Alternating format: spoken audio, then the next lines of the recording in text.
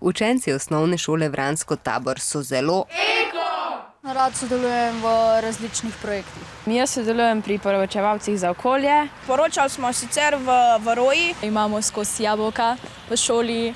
Imamo pa tudi ekovrt tu zadaj. Imamo pouk odzuni, ta čebeljak. Všeč mi je to, da greš v čebeljak in pol imaš 1 do 2 uri mir. Malo več miru, predvsem pred toplogrednimi plini, pa bi prav prišlo tudi naši Zemlji. Da ne bomo uničili planeta, zato ker pol ne bomo imeli več kje za živeti. Na ohranjanje našega okolja pomembno vplivajo odločitve politikov, ki zdaj skušajo v Glasgowu sprejeti dogovor o tem, kako zamejiti segrevanje ozračja na povprečno 1,5 stopinje Celzija glede na predindustrijsko obdobje.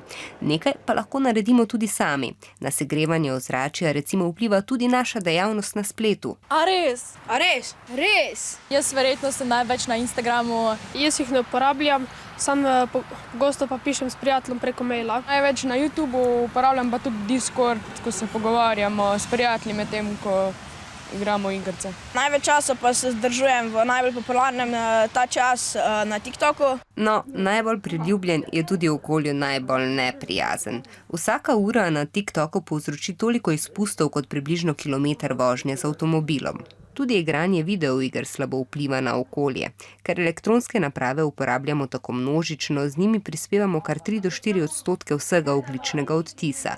Že če samo pobrišemo staro e-pošto, si Zemlja malček oddahne. Se še premalo zavedamo, koliko teh stvari je v bistvu lahko narobe. Če ne vem, samo prižgaš telefon, pa si nekaj časa na njem. Pa ker elektriko se tudi nekaj proizvede in vemo, da v Sloveniji se precej izvede s termoelektrarno elektrike. Zato naj bo vodilo, da klikamo in kupujmo le Praktično samo tisto, kar zares rabimo.